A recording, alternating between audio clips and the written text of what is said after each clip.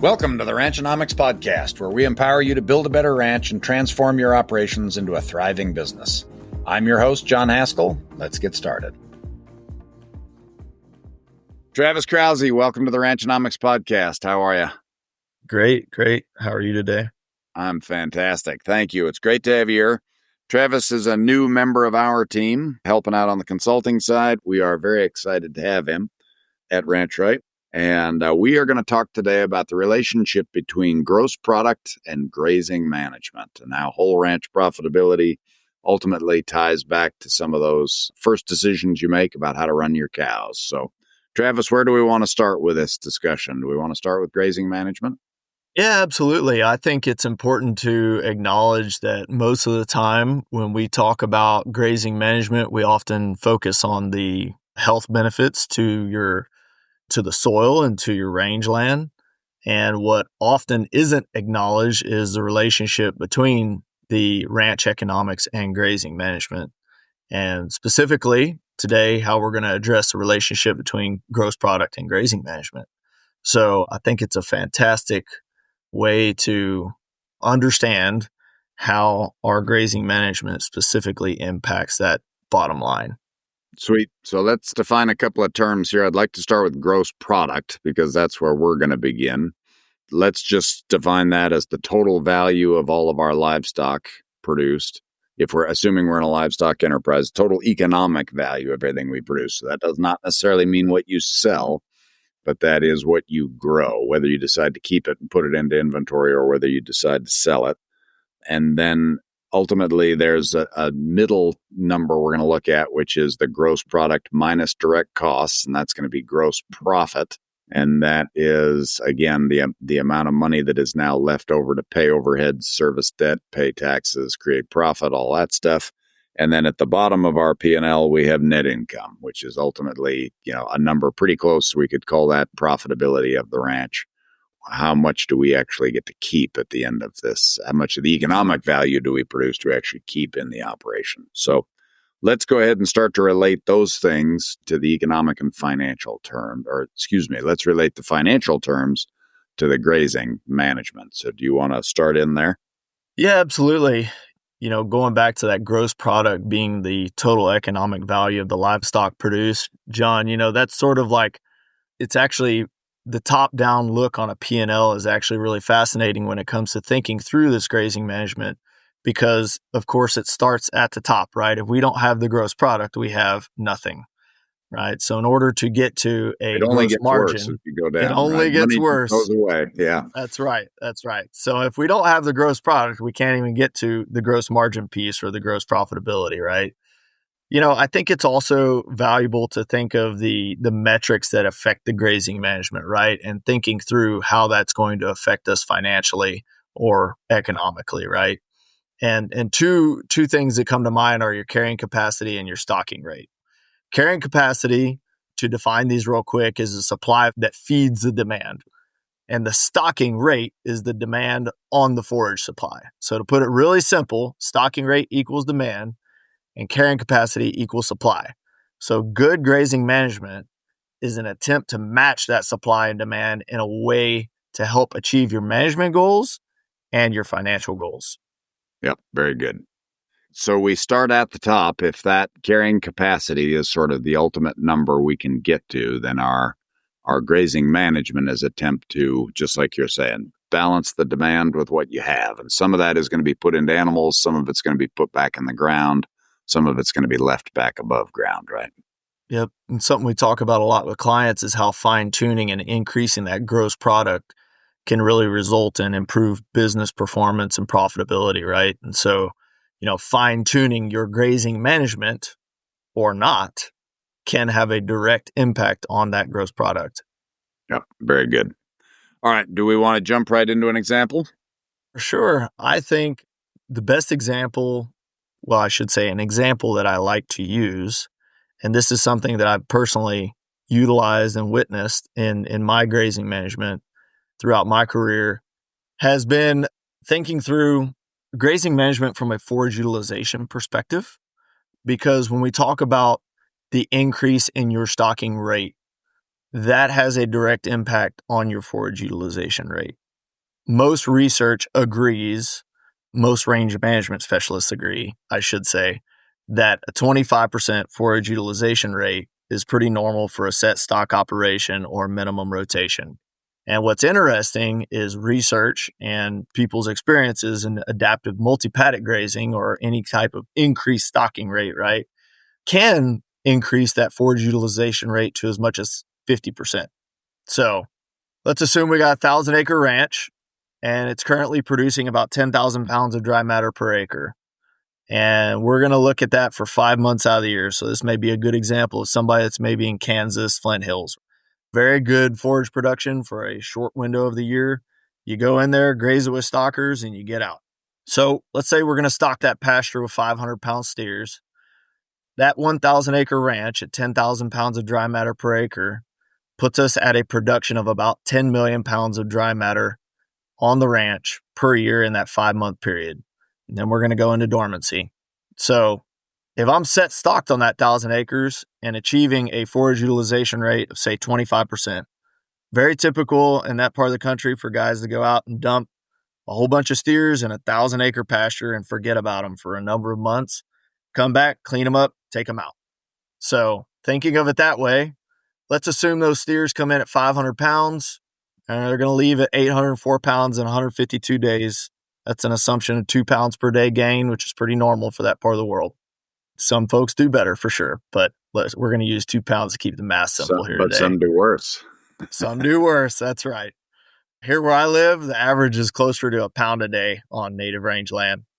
So to keep our math simple, we're coming in at that 500 pounds, going out at 804. We're going to take those two numbers, divide it by 2 to get our average body weight, puts us at about 652 pounds. So that steer is going to consume about 3% of his body weight per day, putting us at 20 pounds of dry matter per day on a 652-pound steer. So let's think through this example. So on 2.5 million pounds of forage, available forage for that steer to consume, divided by that 652, we're going to multiply that 652-pound steer times 3% at 152 days, which interestingly puts us at about 840 head on a stocking rate, on a calculated stocking rate. So let's think about now, if we are going to rotate the same steers on that same 1,000 acres that's producing 10,000 pounds of dry matter per acre, what that's going to do if we increase the rotational grazing aspect of it. So we're going to tighten up our paddocks, move more often, right? And let's say we raise that utilization rate to 50% rather than the 25%. So a 25% change in utilization rate puts our forage supply available for consumption at 5 million pounds per year on that 1,000 acres. So the interesting part of that changes, the days in the grazing season stays the same. Total forage demand per head stays the same. Where we see the change is the increase in the stocking rate. Goes from 840 to 1,681 head. Big jump in stocking rate. So the bottom line where that changes, so let's say we sell those steers at the end of the season for $260 a pound. On the 840 head, it gives us a gross product of about $1.7 million. On the rotational grazing, where we're tightening up those paddocks, increasing that forage utilization rate from 25 to 50, our gross product is now $3.5 million. Mm-hmm. Good.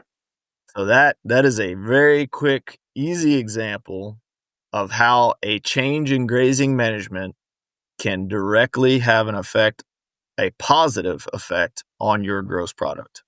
Yeah, very good. All right, so let's talk about some constraints here for just a little bit. First off, this is our gross income, right? This is top line revenue we're talking That's about, right. where we go from 1.7 to 3.5 million, basically, in these two cases.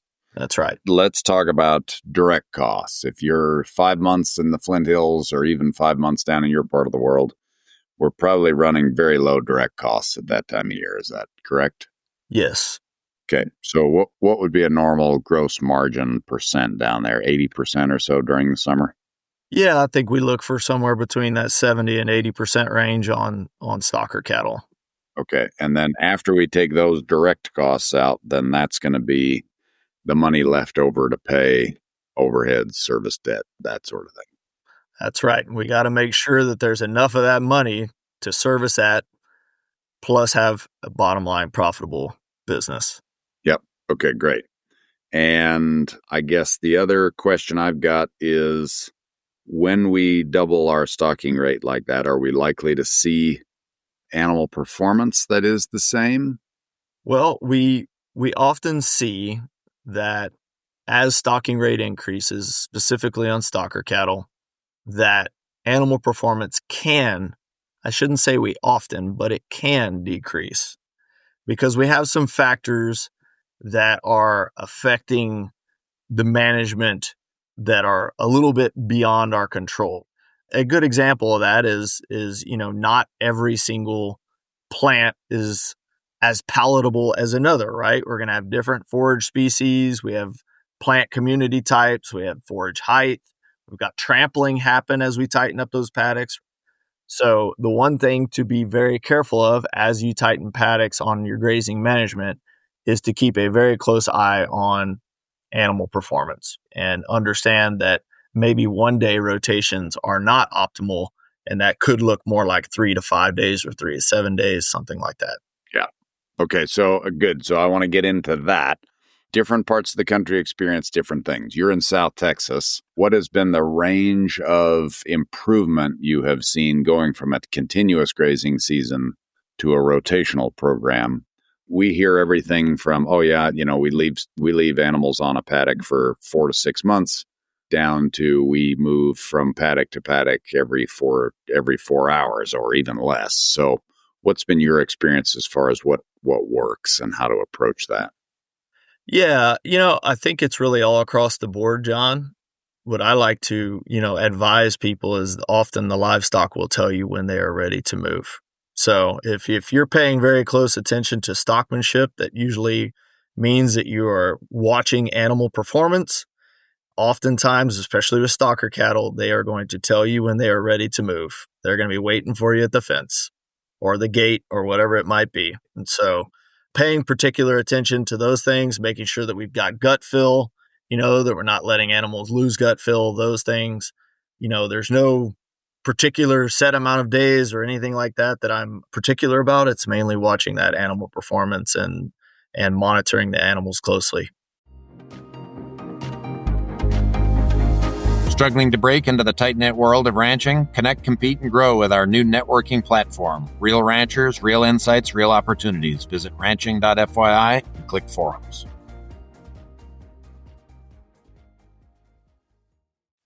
And I've had very similar experience. I would say there's a certain point where I haven't seen additional productivity. So as we've tried different, like you mentioned, 2 to 3 days or even a week, and then down to 4 or 5 times a day, I personally have not been overwhelmed by how much additional production I get by going from 2 or 3 days to multiple times per day. It adds labor. Some people see great results with it. I think that depends on climate, grass quality, grass volume, all those types of things. Absolutely. Yeah. It's one of the caveats of grazing management is that if we are primarily focused on soil improvement, we might lose track of the economics. The economics have to come first, because if we're not running a profitable ranch, we're not going to be able to stay in business. We have bigger problems, right? Yeah. Much bigger problems. Okay, sounds good. And then I guess the other question I've got is how, again, let's talk through the direct costs. So direct costs, again, are those costs that come per unit, per animal. They increase more or less linearly. If I buy another stocker calf, I've got to buy another tag. I've got to give it a set of shots, that sort of thing. What do we see in terms of the trend there? So we're trying to get now from gross product to gross profit. Those stay fairly constant. Is that a reasonable place to start? Yeah, typically our cost of goods sold or our direct costs are often the same, right? They don't change a whole lot. A bag of mineral is going to be a bag of mineral, right? A bag of tags is going to be a bag of tags. But what we can get to at a certain point, we talk about this in economies of scale, right, is that as we're able to buy things in larger quantities, we can see the cost per unit go down, right? So in other words, we're going to see the total direct costs go up as we increase the stocking rate. But what we will see that at is typically a decreasing rate per unit.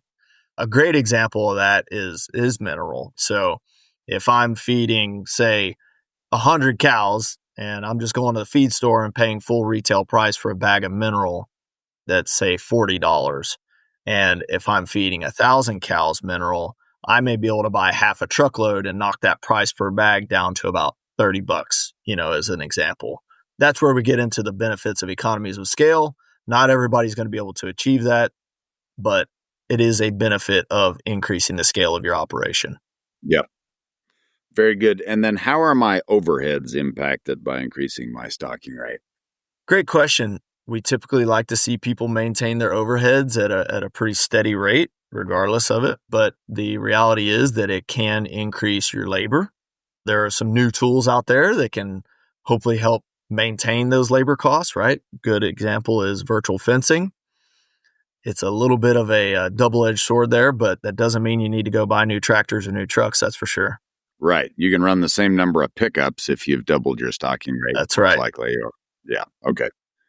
Very good. Okay. So in this example, again, we want to start with our gross product, which we by doubling our stocking rate through grazing management, we basically added 1.7, 1.8 million in our gross product, right? Is that fair?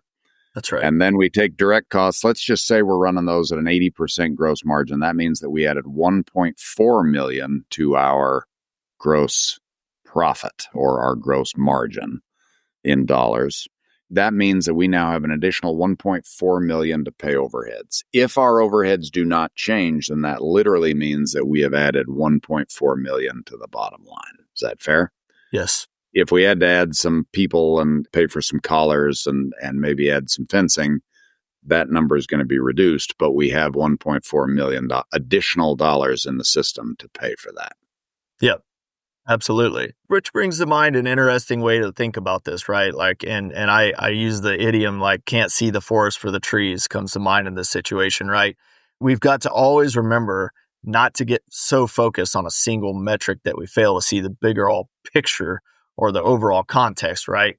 Like you said, we've got to also make sure that we're focusing on those overheads and keeping them low, lean and frugal operation. Yeah.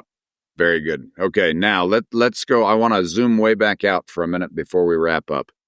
Is doubling your stocking rate a reasonable thing to think about? That's a number that I think Alan Savory kind of came out with at the beginning of his journey to the U.S. and caused absolute chaos when he did. You and I both have experience managing grazing in different parts of the country. Yes, we do. Are we even in the ballpark? Tell me about what you think there.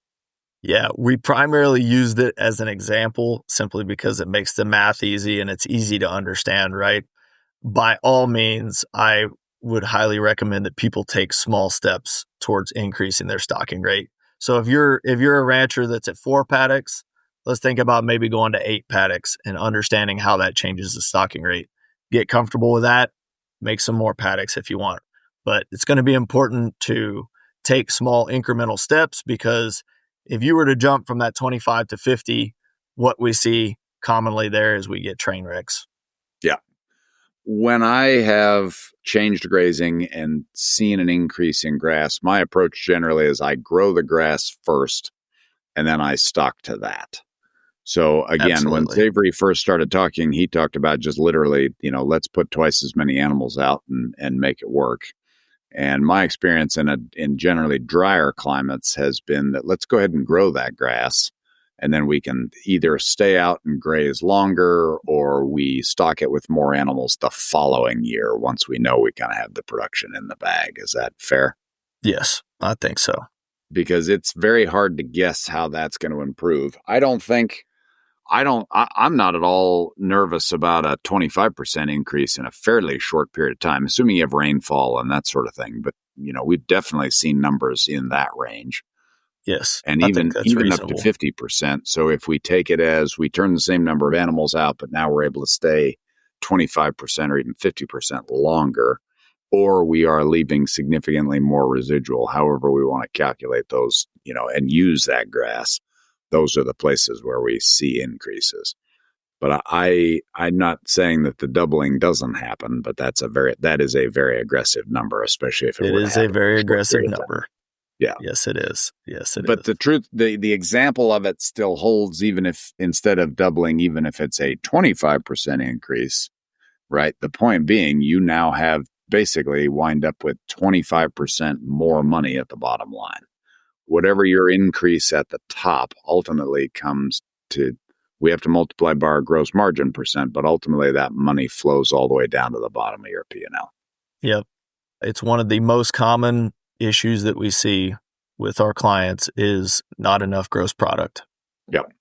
And this is yet again a demonstration of the fact that we often get into these situations, and as farmers and ranchers and ag people in general, we're very cost conscious. And sometimes that bites us because certainly we need to get our overheads under control. We need to get our direct costs under control. No argument there.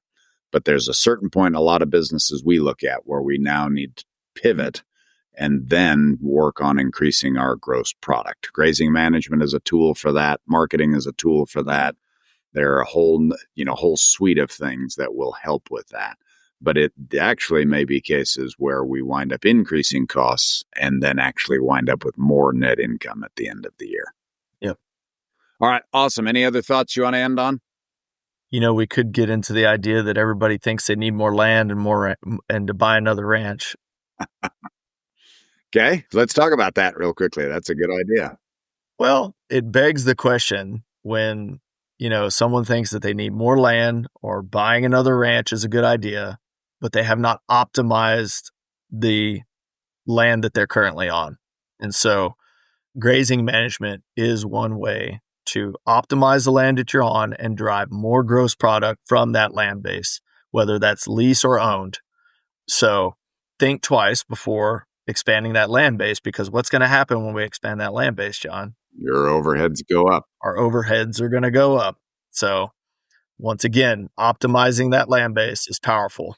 Yeah. So if I get a 25% increase in my forage production and my stocking rate, then I actually that is equivalent to buying another set of acreage equivalent to 25% of the total. Is that what you're saying? That's right. And I'm doing it without all of those additional costs. Bingo. Okay. All right. Very, very good. And this follows very well with our theme that we talk about a lot with Wally is, getting better before we get bigger. So before we go and add additional properties, let's go ahead and make sure we're getting the most we can. And I don't want to say maximize, but that we are managing well on the property that we already have. Is that fair? Yep. That we're optimizing it. Yeah. Love it. All right. Good. Anything else? That's it. Okay. Sounds great. Travis, thanks for joining me today. This is awesome. I'm so glad to have you on the team. Glad that we are doing this sort of thing with customers. So thank you very much. Thank you. Glad to be here. All right. We'll talk soon. Thank you for tuning into the Ranchnomics podcast. We hope this episode helped you win today. If you enjoyed this episode, please subscribe and share it with a friend.